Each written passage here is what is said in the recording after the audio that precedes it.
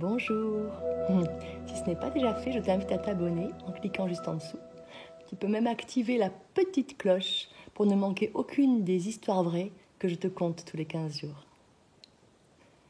Aujourd'hui, je vais te parler de la mort.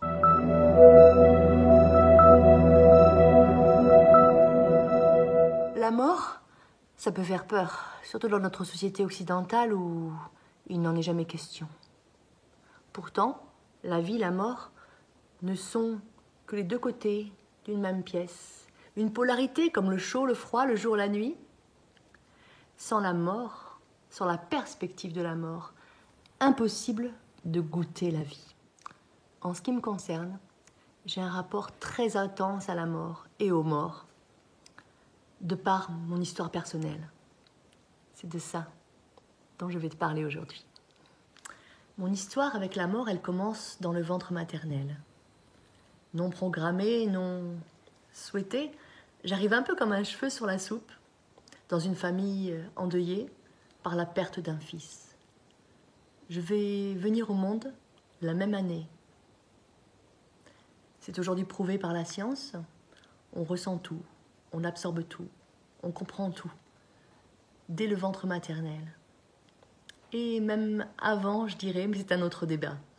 Porter un prénom qui nous relie à un défunt, à un retentissement sur sa destinée. Et dans mon cas, c'est précisément mon frère qui souhaitait une petite sœur du prénom de Florence, celui que je porte actuellement, et qui me lie dès le premier instant à cet être cher.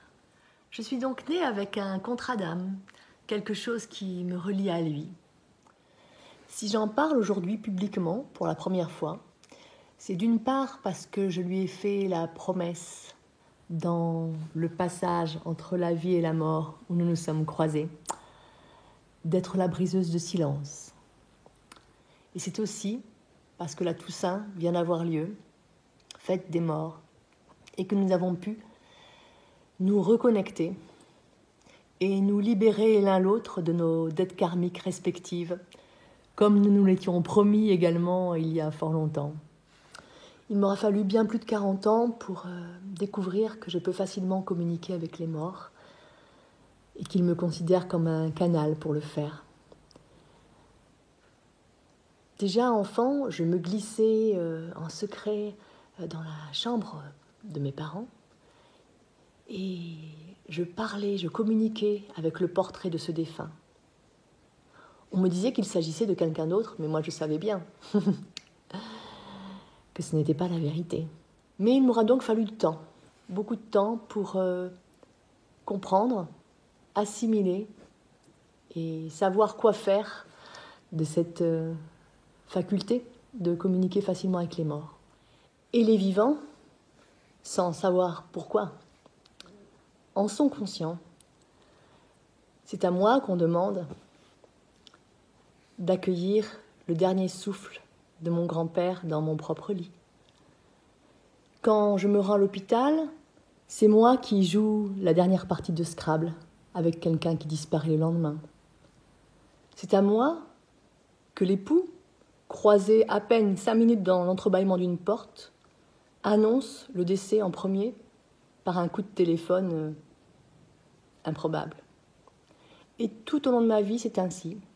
Mais je suis enfermée dans ma triste histoire et je ne comprends pas que j'ai quelque chose à faire à ce propos. Donc mon rôle, c'est vraiment celui d'une passeuse d'âme. C'est-à-dire que les morts qui viennent à moi le font dans les circonstances suivantes.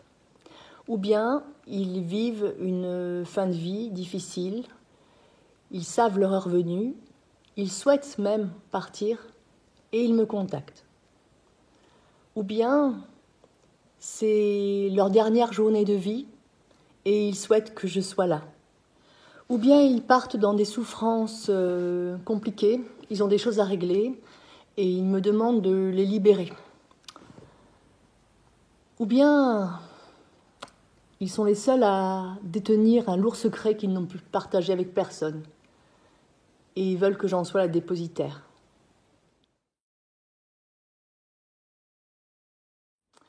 Parfois, et même souvent, c'est peut-être le cas le plus fréquent, ils savent que leurs proches sont en peine, en deuil, et cette personne-là a besoin d'aide. Et comme par hasard, je me trouve dans l'endroit précis, devant le magasin, devant le café, à une soirée. Je suis toujours celle à qui on va venir confier le deuil récent et douloureux d'un proche. Ça m'est encore arrivé il y a 15 jours. Ça m'arrive tout le temps. Voilà, ça c'est très très fréquent. Alors la preuve qu'on est aussi créatif dans la vie que dans la mort, ils emploient toutes sortes de procédés pour rentrer en contact avec moi. Ça peut être par une sensation glaciale qui parcourt ma colonne vertébrale et me fait frissonner. Ça peut être par une apparition directe. Ça peut être en me faisant donc croiser un proche. Ça peut être en me commandant un rituel de libération. Ça peut être en demandant à ce que je les accompagne dans la mort le jour même de leur dernier souffle. Ça peut être en prenant possession de mon corps. Ça m'est arrivé une fois. C'est assez troublant. Alors, ce que j'ai découvert avec l'expérience, c'est qu'ils ont toujours un cadeau à m'offrir dans les semaines qui suivent leur disparition ou leur libération. C'est fonction de mes besoins, de leurs capacités et d'autres choses mystérieuses que je ne maîtrise pas. Bon, alors tu te demandes quelle sorte de cadeau. Eh bien, ça peut prendre toutes sortes de formes. Ça peut être un bain d'amour extatique qui m'inonde, une révélation sur moi-même, une libération karmique dont j'ai bien besoin, une aide matérielle concrète qui m'arrive soudainement, une arrivée d'argent sous la forme d'un héritage inexpliqué, une guidance. Ça peut me servir aussi quand on me commande des créations personnalisées. Ça m'est arrivé 2 fois avec quelqu'un qui se faisait opérer à cœur ouvert et donc forcément son proche était inquiet, ou quelqu'un qui voulait une création en l'honneur d'un défunt. Et dans les 2 cas, les défunts ont pu me donner des indications très précises, ou pour les aider lors de l'opération, ou pour être dans la précision exacte du visage de la personne. Et j'ai eu confirmation à chaque fois par le commanditaire qu'effectivement, c'était pile poil. Voilà le genre de cadeau, j'en ai sûrement pas fait le tour, que je peux avoir en retour. Et je sais immédiatement d'où ça vient.